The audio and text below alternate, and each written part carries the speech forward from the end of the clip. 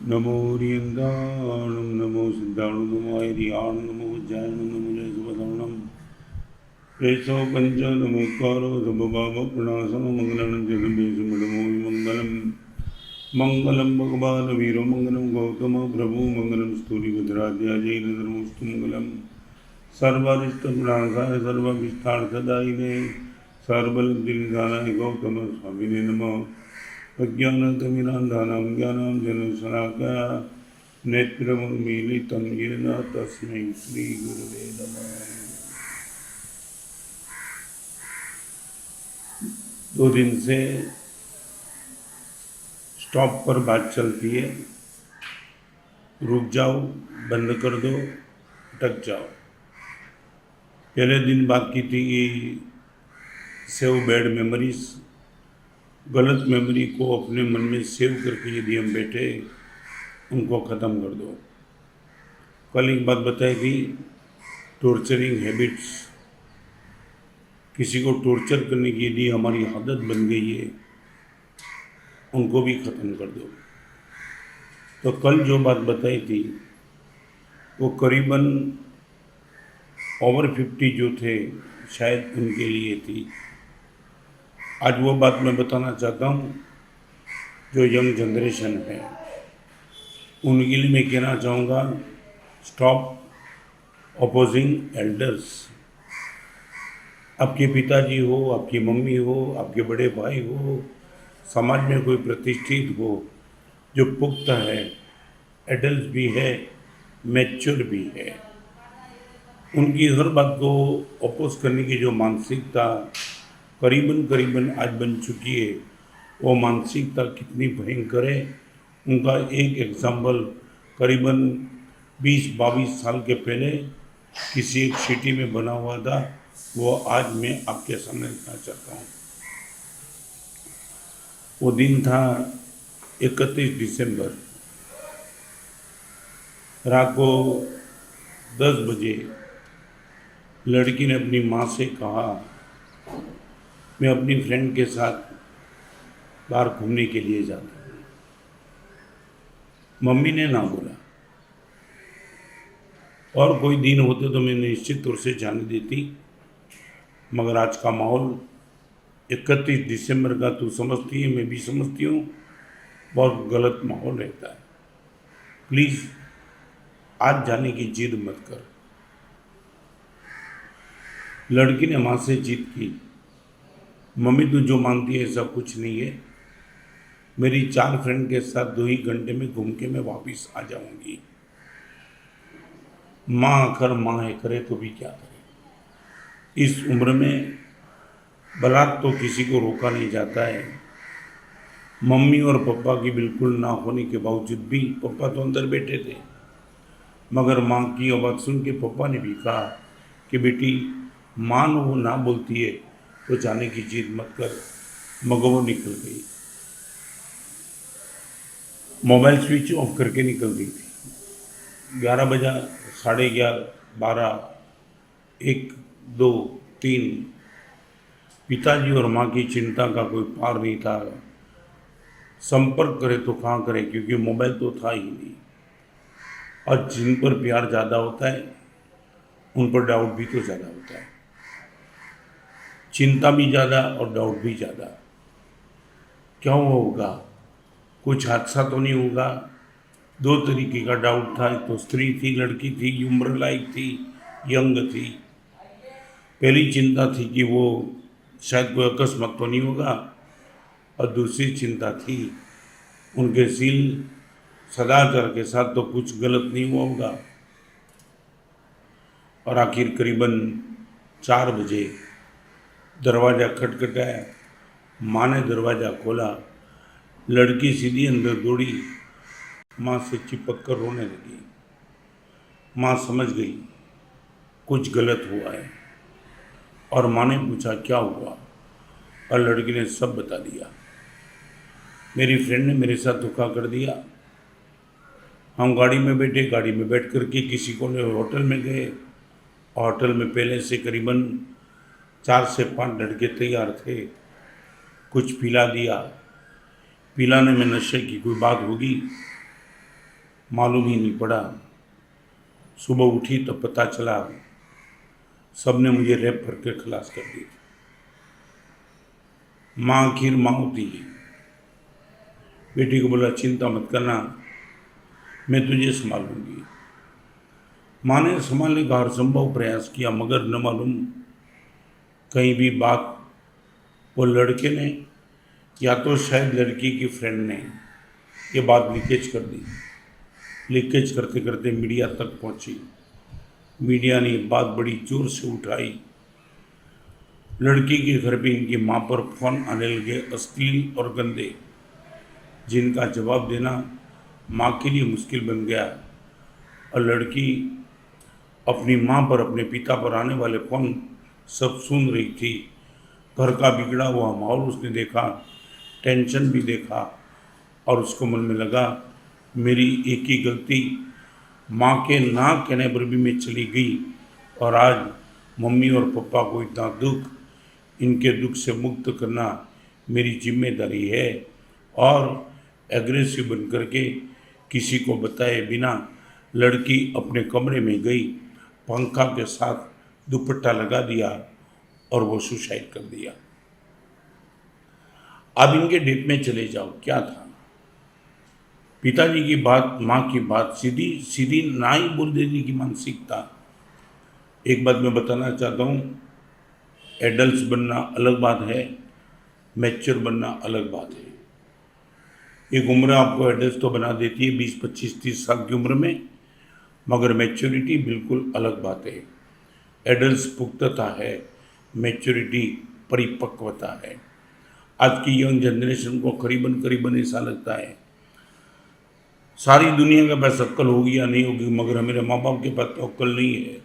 यही average average average यही मानसिकता लेकर के बैठे, और उसके हिसाब से कहीं भी मम्मी और पापा कहीं भी राय देते, सीधा अपोज करने के मूड में आ जाते। मैं उन लड़के और लड़की को पूछना चाहता हूँ कि मम्मी और पापा की ओर से मिली हुई वस्तु, चाहे वो मोबाइल हो, चाहे वो कपड़ा हो, चाहे चप्पल हो, चाहे शूज़ हो, कुछ भी हो, आपके पिता और माँ इनके द्वारा मिली हुई वस्तु आप बेरोक टोक ले लेते हो। उनके विचार लेने में इतनी झिझक क्यों? क्या वो लगता है कि वो सब आपको तबाह करने के लिए, आपको सुख से वंचित करने के लिए वो राय देते हैं? मैं 3-4 बात आज करना चाहता हूँ। युवानी वो है, वो जंगल से भी भयंकर है। जंगल में गुमराह होने वाला आदमी यदि कोई हाथ पकड़ने वाला मिल जाता है, धन्यवाद देता है, उनकी अंगुली पकड़ करके जंगल से बाहर निकल जाता है। मगर युवानी वो होती है जहाँ गुमराह तो होता है, हाथ पकड़ने वाला मिलता भी है तो वो उनको स्वीकार करने के लिए तैयार नहीं, अंगुली पकड़ना तो बहुत दूर की बात है। मैं बहुत पीड़ा से कहना चाहता हूँ, 53 साल के दीक्षा जीवन में 19 साल की उम्र में मेरी दीक्षा हुई, और आज भगवान की परम कृपा, गुरुदेव की परम करुणा, बेदाग इस जीवन को यहाँ तक पहुँचाने में यदि मैं सफल बना हूँ, वो मेरी ताकत नहीं थी। समय समय पर गुरुदेव ने मुझे रोका था, टोका था, कभी हाथ से मारा भी था, मगर इन इच एवरी टाइम कभी अपोज करने का मन नहीं हुआ, सामने जवाब देने का मन नहीं हुआ। जो भी था, मन को नापसंद था, फिर भी फॉलोअप किया, तो आज मैं यहाँ तक पहुँचा हूँ। 3-4 बात आज करना चाहता हूँ। एक है पैसा, नंबर 2 है प्रेम, नंबर 3 है जहर, और नंबर 4 है सलाह। चारों के क्षेत्र की बात बिल्कुल अलग चलती है। जहर वो होता है जो हम न लेने के लिए तैयार है, न किसी को देने के लिए तैयार है। आज तक हमारे मन में शायद दुश्मनी होगी किसी से, रिवेंज का मन में भाव भी होगा, मगर हमने कभी यहाँ तक तो नहीं सोचा उनको जहर देकर मैं ख़त्म करूँगा। न जहर हमने लिया है, न जहर हमने दिया है। न जहर लेना हमें पसंद है, न जहर देना हमें पसंद है। जहर की बात की ये भूमिका को लेकर के सेकंड नंबर प्रेम, मैं चाहता हूँ मुझे मिलता भी रहे, चाहे मैं कितना भी ताकत वाला हूँ। आज आई एम 73, फिर मैं चाहता हूँ मेरे गच्छाधिपति का प्यार मुझे मिलता रहे, श्री संघ का प्रेम मुझे मिलता रहे, मेरे शिष्यों का भी मुझे प्रेम मिलता रहे, श्रावक और श्राविका का भी प्यार मुझे मिलता रहे। ये मेरी डिमांड है, क्योंकि आत्मा प्रेम स्वरूप है, बिना प्रेम तो वो रह नहीं पाएगा। तो प्रेम वो चीज़ है जो लेना भी पसंद है, जो देना भी तो पसंद है। मैं देना भी तो चाहता हूँ। मेरे परिचय में आने वाले के साथ सौजन्यता से बातचीत करके उनको दिल के हृदय में मेरा स्थान बना रहे, ऐसी भावना मेरी भी है और होनी भी तो चाहिए। जहर वो है जो न लेने का मन न देने का मन, प्रेम वो है जो लेने का भी मन है और देने का भी तो मन है। और एक तीसरे नंबर में आती है चीज़ पैसा। शायद हम कुछ भी समझे, मगर उनके लिए एक मानसिकता बनी रही है, पैसा जितना हमें लेना पसंद है उतना हमें देना पसंद नहीं है। जब भी देने की बात आती है देते हैं, मगर देने की बात आती है तो अंदर में जो उत्साह चाहिए देने का, वो देने का उत्साह, जितना प्रेम देने का उत्साह होता है उतना उत्साह पैसे देने का नहीं होता है। रिपीट करूँगा, जहर न देना है न लेना है। प्रेम वो है, लेना भी है देना भी है। पैसा वो है जो लेने का मन है मगर देने का मन नहीं है। मगर एक ऐसी चीज़ है जिनको हम एडवाइस बोल सकते हैं, इंग्लिश में राय बोल सकते हैं, सलाह बोल सकते हैं, जो हम देना तो बहुत चाहते हैं मगर लेना कभी नहीं चाहते। और शायद यही हमारी सबसे बड़ी कमजोरी बन चुकी है कि हमारे पास उम्र है मगर एल्डर्स जो भी है, मेरे से बड़ी ले 10 साल 20 साल 30 साल मेरे से आगे, उनके पास जीवन का एक अनुभव भी है। मैं एक छोटा सा प्रश्न आपको पूछना चाहता हूँ। आप किसी पर्वत पर जाने के लिए तैयार हो गए, तलेटी में बैठे हो और आपके सामने पूरे पर्वत का मैप है, सब दिखा दिया कि यहाँ गली है, यहाँ ये, यहाँ पर्वत है, यहाँ पत्थर है, यहाँ नदी है, यहाँ जंगली पशु भी हो सकते हैं। और उस मैप को हाथ में रख करके आप पर्वत चढ़ना शुरू करना चाहते थे, अकेले थे। और उसी टाइम एक 50 साल 60 साल का वृद्ध पुरुष आप जहाँ बैठे थे वहाँ आया, बिखरे हुए बाल, गंदे कपड़े, दाढ़ी पर्याप्त, आंख अंदर चली गई थी। और आपको देख करके उसने कहा कि लगता है कि आप इस पर्वत पे ऊपर जाना चाहते हो। आपने बोला हाँ मैं जाना चाहता हूँ। आप ये कम करेंगे? कैसे जाएंगे? ये है ना मेरे पास मैप, सब कुछ मैंने चेक कर लिया है, यहाँ गली है, यहाँ ये, यहाँ जोखम है, यहाँ रास्ता है, यहाँ खदान है, सोच के मैं जाऊँगा, अब चिंता मत करो। और वो टाइम वो 50-60 साल के वृद्ध पुरुष ने सिर्फ इतना ही कहा, खुशी से आप मैप को लेकर के जा कर सकते हो, मगर मेरी एक बात सुनेंगे तो क्या? ये पर्वत पर करीबन मैं अभी तक 300 बार जाके आया हूँ। गली गली पे, पत्थर पत्थर पर, कंकर कंकर पर क्या है कैसा है, एक एक चीज़ का मुझे पता है। आपके पास मैप है और आपके पास मैं भी हूँ। 300 बार ऊपर से नीचे जाके आया हूँ। चाहते हो आप मैप लेकर के भी आगे निकल जाओ, और चाहते हो मैं आगे चलूँ, आप मेरे पीछे चलो। और सच बताओ, मैं आपको पूछना चाहता हूँ, एक एल्डर पर्सन ने आपके सामने ये बात रखी है, आप क्या पसंद करेंगे? आप इनको बोल देंगे तू चले जा, मेरे पास मैप है। मैं दावा के साथ कहना चाहता हूँ, आप मैप को एक और रख देंगे और वो पर्सन को बोलेंगे काका एक काम करो, आप आगे चलो, मैं पीछे आता हूँ। 300 बार इस पर्वत पे जाने का यदि आपको अनुभव है तो मैप को कहाँ खड्डे में डाल दो। मैं इतना ही आज के यंग जनरेशन को कहना चाहता हूँ, आपके पास मैप कितने भी है, मगर आपके पिताजी के पास, आपकी माँ के पास, समाज के वरिष्ठ लोगों के पास, शिष्ट पुरुष के पास, इनके पास एक अनुभव है। जिस रास्ते पे तुम पहली बार जा रहे हो वो रास्ते पे वो कई बार जा चुके हैं।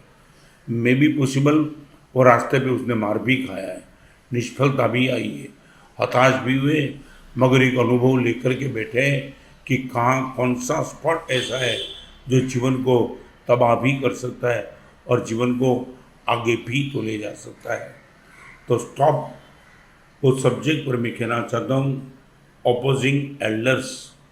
हर एल्डर्स का, हर वडील का अपोज करने की, उनकी राय को निगलेक्ट करने की जो मानसिकता है, वो मानसिकता से मैं चाहता हूँ बचने का प्रयास करेंगे तो निश्चित तौर से जीवन को बचाने में बहुत लाभ मिलेगा। एक छोटी सी बात बताऊं, अब इंदौर में मैं चातुर्मास करके आया। एक लड़का था जिनका नाम था, काम करते थे, 72 लाख का पैकेज था, सब छोड़ के आया। एक दिन वो मेरे पास बैठा था, इनके पिताजी भी बैठे थे, और लड़के ने पिताजी को मेरे सामने ही पूछा, पापा आपको मालूम है वो दिन? तब मैंने उनके मुंह से सुना कि क्या था, और वो पिताजी ने बता दिया, गुरुदेव मैंने मेरे बेटे को जब फॉरेन गया तब कहा था कि गलत काम करने का मन हो मुझे पूछ लेना, मैं तेरा बाप हूँ, पुलिस नहीं हूँ, मगर गलत काम करने का मन हो तो अकेला जाता है, मैं यहाँ हूँ, तो कुछ भी गलत करने का मन हो तो सबसे पहले मुझे पूछ लेना। और गुरुदेव एक दिन ऐसा हुआ, रात को अमित का फ़ोन आया कि पापा होटल में सब मित्र इकट्ठे हुए, वाइन है, ग्लास में वाइन भरा चुका है, आज तक मैंने कभी वाइन पिया नहीं, मगर आपने कहा था कुछ भी गलत करने का मन हो तो मुझे पूछ लेना। पापा आपको मैं पूछना चाहता हूँ, मित्र का आग्रह भी है, मैं खुद भी पीना चाहता हूँ, आप क्या कहते हो? और वो टाइम इनके पापा ने कहा कि गुरुदेव जब मेरे बेटे का फ़ोन आया मैंने बोल दिया यदि मित्र है, एनवायरनमेंट ऐसा है, पीने का मन है तो पी ले। गुरुदेव पहली बार वो लड़के ने बता दिया कि पिताजी ने सीधी अनुमति दे दी पीने की। मैं भी हैरान था, रिपीट में पूछा, पापा आप बोलते हो मैं दारू पी लूँ क्या? तो बोला कि हाँ, मगर बेटा एक काम करना, तेरे पापा की तो सम्मति है, मगर तेरे कॉन्शियस की सम्मति ले लेना, तेरा कॉन्शियस यदि हाँ बोलता है तो पी लेना। और गुरुदेव पापा का ये कहना, कॉन्शियस की सम्मति लेना, कॉन्शियस ने नाम बोल दिया और उसी टाइम होटल से बाहर निकल गया। क्या बड़ी ताकत! तो मैं इतना ही कहूँगा, आपके पिताजी के पास जो भी वस्तु थी आपने ले ली, आप अभी इनके थोड़े विचार भी तो ले लो, आपके जीवन को तबाही से बचा लेगा, आपके जीवन को उत्थान की ओर ले जाने में पिताजी की राय बहुत काम लगेगी। स्टॉप, इनका तीसरा स्टेप STOP, पी की बात मैं कल करूँगा। एस में था सेविंग बैड मेमोरीज, उनको स्टॉप कर दो। नंबर T में था टॉर्चरिंग हैबिट, उनको भी ख़त्म कर दो। आज वो था ऑपोजिंग एल्डर्स, उपकारी को, वडील को अपोज करने की मानसिकता है, उनको भी ख़त्म कर दो। फिर जीवन को देखो कैसा पवित्र, मस्त, स्वस्थ और उत्तम बना रहता है। कल आगे की बात। सर्वमंगल मंगल सर्वकल्याण कारणम प्रधानम सर्वधर्माणां जय हिंद।